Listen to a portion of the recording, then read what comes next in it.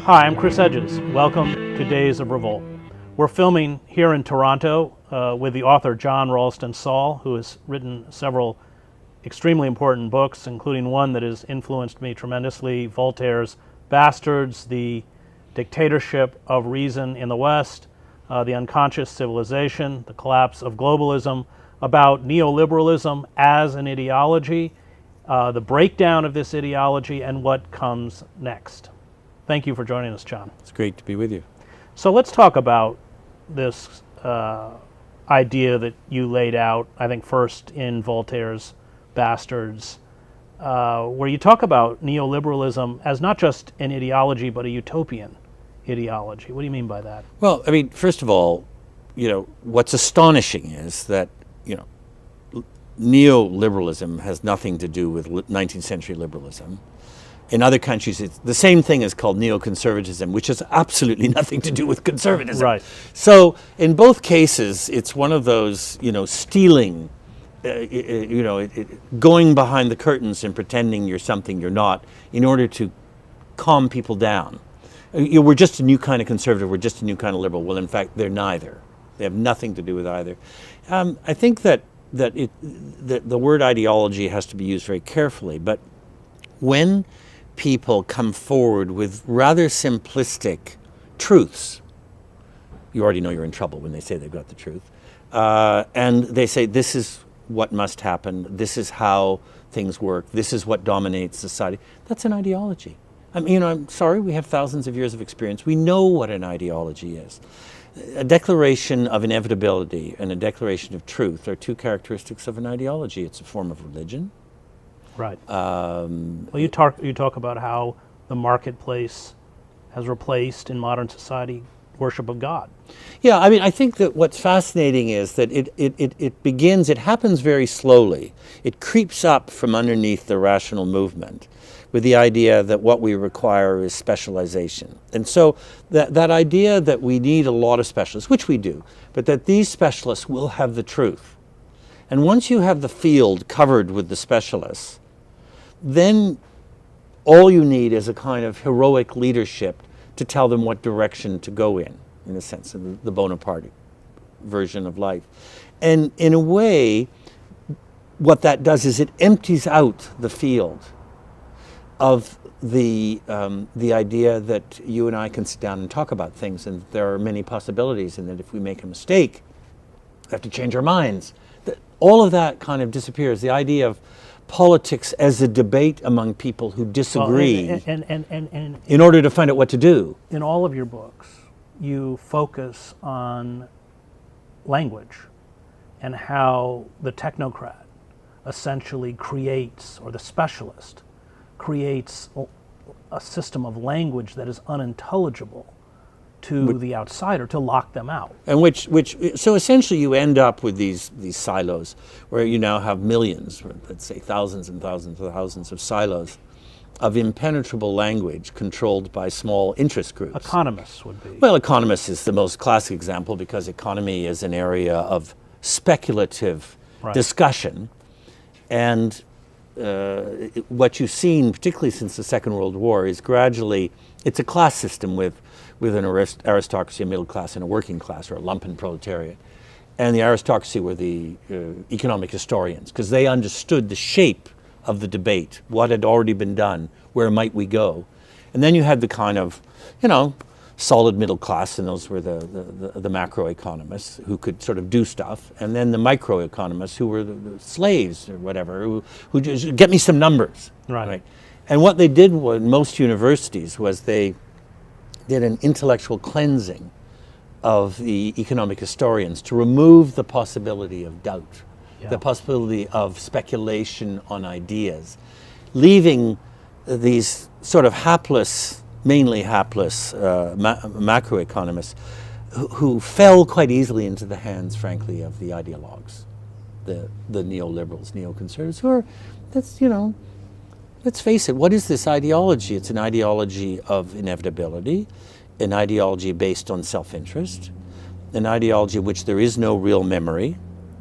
And at the end of the day, it really is it's about power and money. It's about, you write, the making every aspect of society conform to the dictates of the marketplace, which, as you point out, there's nothing in, I think you say, something like 2,000 or 5,000 years of human history to justify the absurdity that you should run a society based on the marketplace. Let me just take a tiny step back as a historical marker, which is, the day that I realized that the Neos were claiming that Edmund Burke was their godfather or whatever, I realized that we were into both lunacy and the denial of history. Because, of course, in spite of his rather crazy things about Marie Antoinette and the French Revolution, most of his career was about inclusion, standing against slavery, standing for the American Revolution, and of course leading a fight for anti-racism and anti-imperialism in India. Amazing democratic figure, a liberal in the terms of the early 19th century. So when you see that these guys were trying to claim him, it's like lunatics today claiming Christ or Muhammad to do absolutely unacceptable things. And I think that the fascinating thing is, once you get rid of history, once you get rid of memory, which they've done with economics, you suddenly start presenting economics as something that it isn't, and you start saying, well, the market will lead. Right. And these entirely theoretically sophisticated experts are quoting, the invisible hand. Right. Which is, of course, an entirely low-level religious image. It's the invisible hand of God, right? Running the universe. As soon as you hear that term, they say, oh, well, that's what Adam Smith said. But when you talk to them, they haven't read Adam Smith. Right. Adam Smith isn't taught in the departments of economics. You get quotes from Adam Smith, even when you're doing an MA or whatever. They don't know Adam Smith. They don't know that he actually was a great voice for fairness, incredibly distrustful of businessmen and powerful businessmen, and said never allow them to be alone in a room together. They'll combine and falsify the market and so on. So that what we've seen in the last half century is this remarkable thing of big, sophisticated societies allowing the marketplace to be pushed from, say, third or fourth spot of importance to number one, and saying that the whole of society must be, in a sense, structured and judged and put together through the eyes of the marketplace and the rules of the marketplace. Nobody's ever done this before. How did it happen? Well, I think it happened gradually, partly by this emptying out of the public space, by this gradual... What do you mean by that? Well, by the advancing of the idea of the technocracy, and the gradual reduction of the space of serious political debate and ideas. Right. And with that, the rise of kinds of politicians who would be reliant on the technocracy and really were not themselves voices of ideas that would lead somewhere. Humanist tradition, democratic tradition, egalitarian tradition. And we can see this all sort of petering out, and you can like them or dislike them, but you can see when the real idea of debate of ideas and risk on policy starts to peter out with Johnson, and suddenly you're into either populists or technocrats. Well, you write in one of the books, I think it might be The Unconscious Civilization, that the inevitable consequence of this impoverishment of political and intellectual debate is the false populists, the Donald Trumps. Yeah, but Trump and they're Ford in Toronto. I mean, you go around the world. This was the mayor of Toronto, who smoked crack. Well, and it was crazy, if I may say. But these people become possible once the mainstream structure of inclusion has been destroyed. In a sense, I always feel that the population, because you have to believe in the collective unconscious. If you don't, you can't believe in democracy. That the population knows how difficult and slow it is to make things happen. How do you get 350 million people to find a direction? How do you do that? It doesn't happen overnight. Only dictators believe you can do it fast.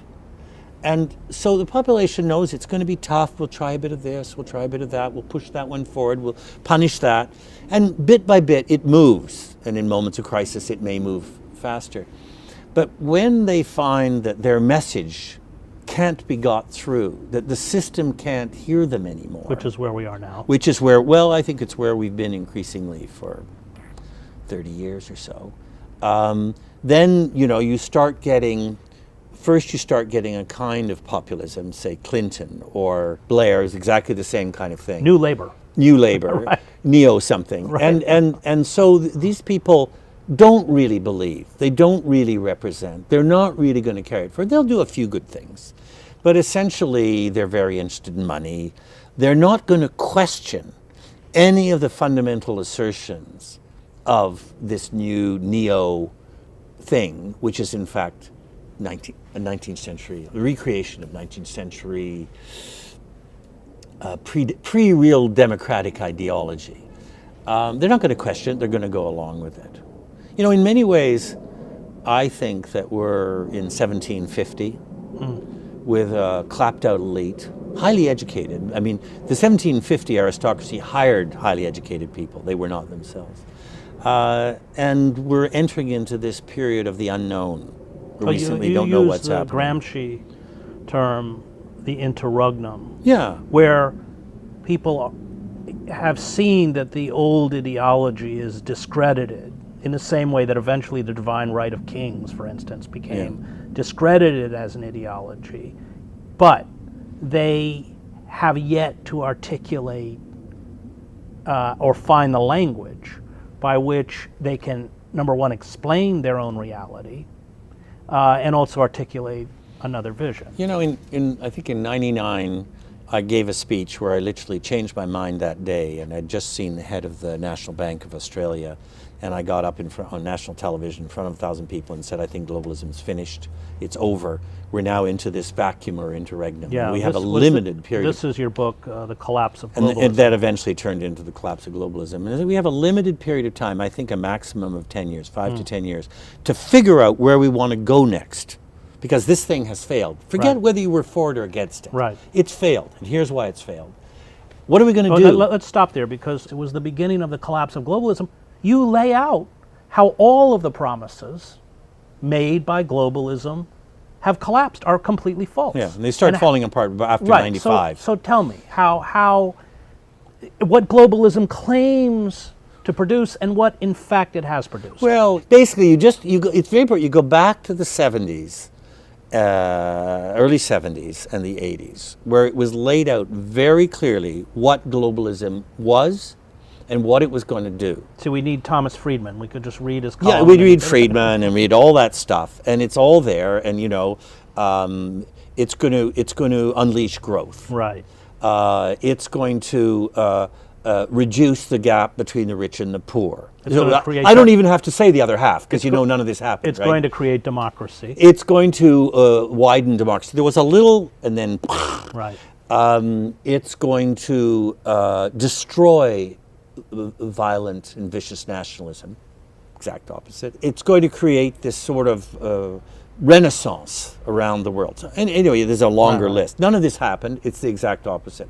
We're in the most nationalistic period that we've seen since the 1930s, with all the dangers that go along with it. What I call negative nationalism, not citizen-based nationalism, but populist nationalism, which is the most dangerous. And you could see this happening. And I started saying this in '99, and I kept saying it, and I kept saying what was being told to me by all the very senior state bankers, except for the Americans and the British, who weren't bright enough, or I think the Americans weren't bright enough and the British weren't honest enough to admit what was actually happening, the people at the top. And that there would be a moment when there would be a terrible collapse. And you could see it coming, and that collapse would be the official moment of having waited too long to deal with the interregnum. And we've had 3 financial collapses in the first decade of the 21st century. And 3. All mishandled. And we're on the cusp of another. And well, the reason we keep having them is because they're so badly handled. And the reason they're so badly handled is because the economics community and the business school community, which is sort of the the running dogs, or the Well, you liken them to the Jesuits. yeah, they're sort of the Jesuits of the business school. Of the economists, and Richelieu. they're all in agreement. Right. So there's you come in.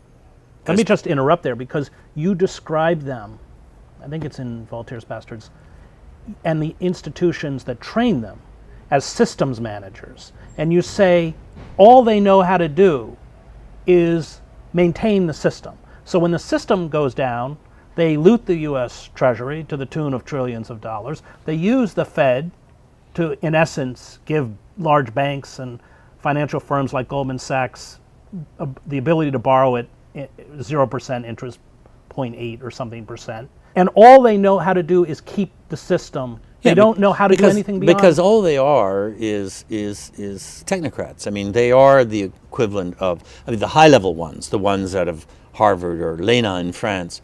They are the Jesuits. But your millions and millions of poor kids being sent to ruin their lives into these business schools are, in a sense, the priests. Right. Of the least interesting part of the Catholic Church before the wars of religion. So when the crises come, they have absolutely no idea what to do. Right. And remember, you're now 3, 4, 5, 6 generations into globalization, because most people stay in positions of power for 3 to 5 to 6 years. So when the first generation might have had an idea because they had a memory, maybe the second. But then the third, they're just referring to the first two. Right. By the time you get to 2008, you have people have no idea of what you do when a crisis like this hits. They simply don't have the education. They don't have the memory. And I've seen it. You stand up and you say to them, well, you do realize that this has happened, several times in the last 400 years. This is what happens. And everything's changed. No, wait a minute. Everything hasn't changed. Right. The basics have not changed. This is how you handle this kind of crisis. When a debt gets to a certain level, you rip it up. Well, this is Solon. It's Solon. 6th century Athens. Yeah, it's the beginning of modern civilization in the West, and a poet takes power. In 1 year, he does away with the draconian code and begins what we call, justice in Well, he realizes systems. that unsustainable debt put in place by an aristocracy, which is essentially allowing them to seize the lands of Athenian farmers and turn them into serfs, is not only destroying the economic viability of Athens, but the political democracy itself, which is where we are. So he comes in, and almost immediately he basically breaks the chains, lifts the burden, removes the stones from the fields, I think is how he put it. And what's so interesting is there isn't a single person in the West, including these neoliberal neoconservatives, who would deny that Athens is the beginning of what we call Western democracy, and yet they don't even know that the way Athens got going, as we know it, was by destroying all the debt, right. in order to launch citizenship and relaunch citizenship and justice systems. And this is taken from your book, but it's a quote from Solon where he writes about what's happening and says, "Public evil enters the house of each man, the gates of his courtyard cannot keep it out. It leaps over the high wall. Let him flee to a corner of his bedchamber. It will certainly find him out." It's one of the advantages of having an educated head of government. That they actually could give real language and real words to what's happening, that people can understand. Not populist language, which is false language, right. but real language that everyone understands. That corruption isn't just about everybody takes a bit. Right. It removes the ability to act.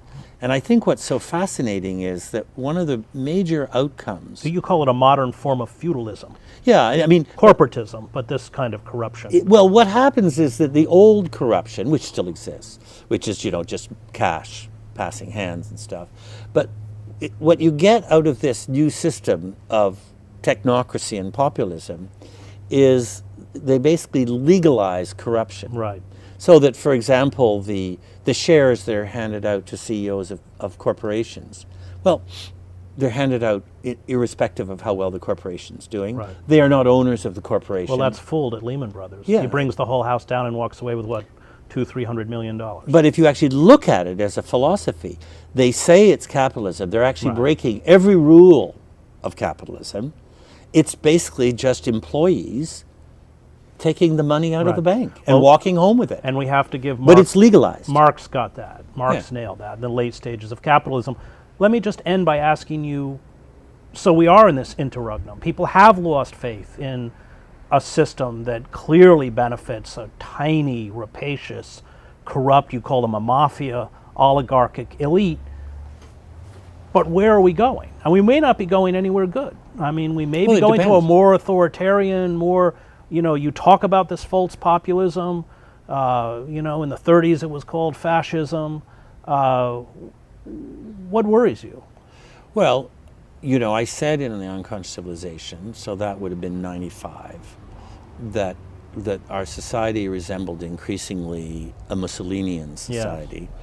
And that was corporatism as he understood it, which is not just private corporations, but the idea that your loyalty is to a group. Right. And you're basically driven by self-interest. And there are enormous signs that we're already in that, even though we still have on the surface a democratic form. And right at the bottom, of course, a belief among citizens that they are in a democracy. But in the middle is this gigantic and growing, really Mussolini. And you have to, forget about the uniforms and the goose stepping and all Right. that stuff. What Mussolini actually stood for was the corporatism which dominates in the West today. So how do you evacuate the middle and put together the form which still remains and the belief which I think is there in the citizenship, because the citizens do have a long memory. That's the optimist in me. We do have a long memory. We know where we've come from. We just can't figure out how to make it work. So I think there are real choices to be made. There are choices being made. We're still being terribly distracted by this increasing rise of populism, by the loss of real language. I think believe it or not, one of the most important things we have to do, and I guess it's what you and I try to do, which is we have to put on the table real language attached to real memory, Right. which people could use, which makes sense to people.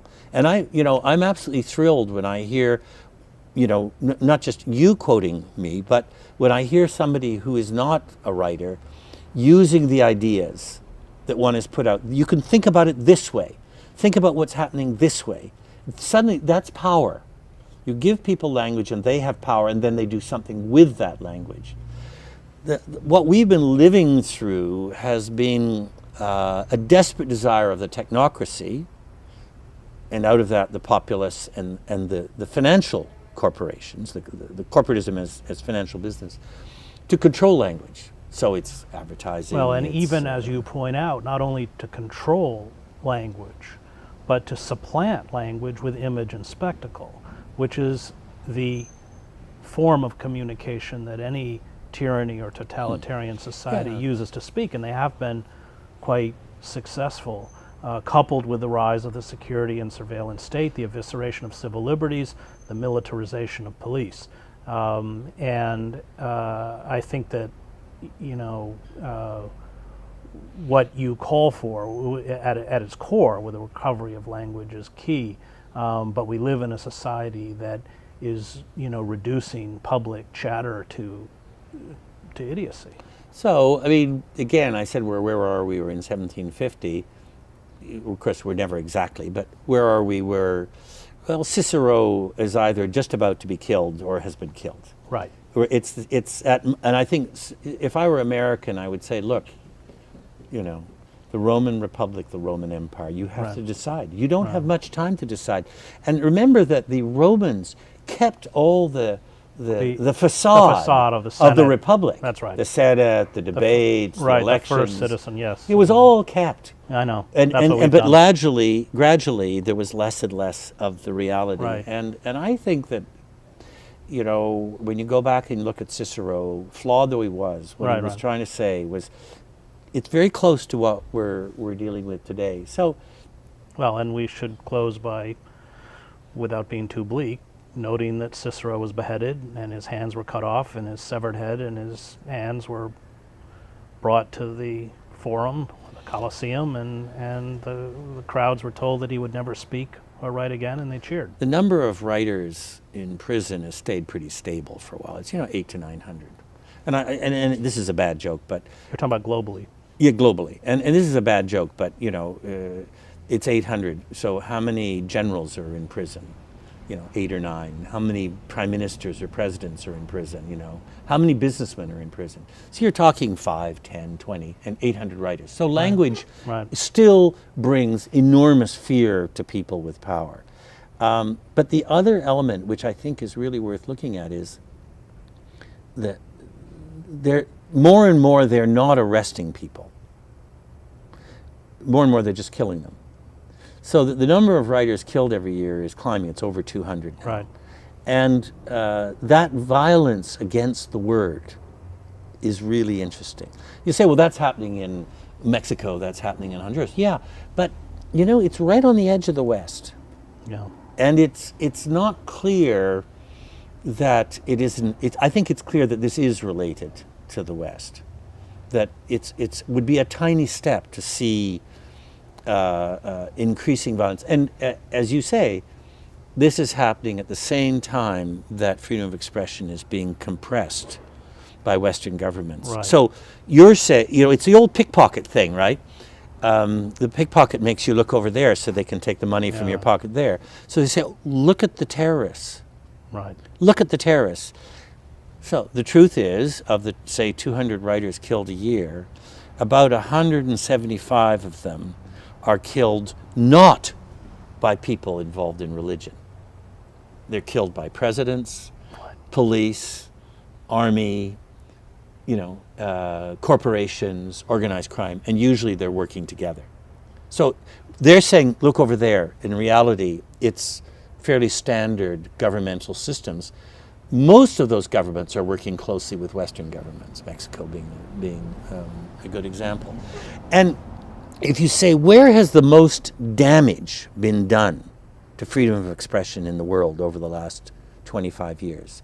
New damage, not continuation, new damage. It's been done in the United States, in Canada, in England, in France, because since 2001, the security forces, and the people who work with them, or the people who are weak and will go along with them, have used this as an opportunity to drive fear into the population and use this as an excuse, frankly, to break the constitutions and bills of rights of most Western democracies.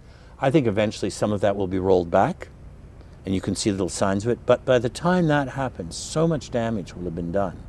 And the more that freedom of expression is constrained, the harder it is to get out of the situation that we're in terms of corporatism.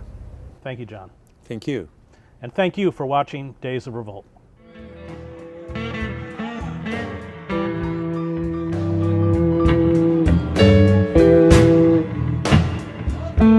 You laid out, I think, first in Voltaire's Bastards, where you talk about neoliberalism as not just an ideology, but a utopian ideology. What do you mean by that? Well, I mean, first of all, what's astonishing is that, neoliberalism has nothing to do with 19th century liberalism.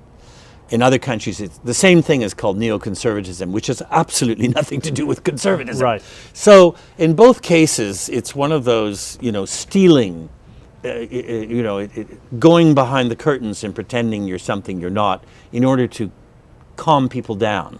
We're just a new kind of conservative, we're just a new kind of liberal. Well, in fact, they're neither. They have nothing to do with either.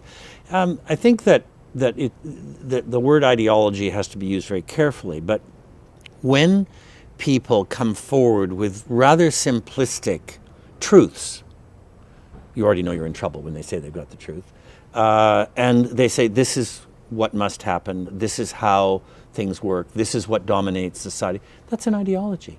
I mean, I'm sorry, we have thousands of years of experience. We know what an ideology is. A declaration of inevitability and a declaration of truth are two characteristics of an ideology. It's a form of religion. Right.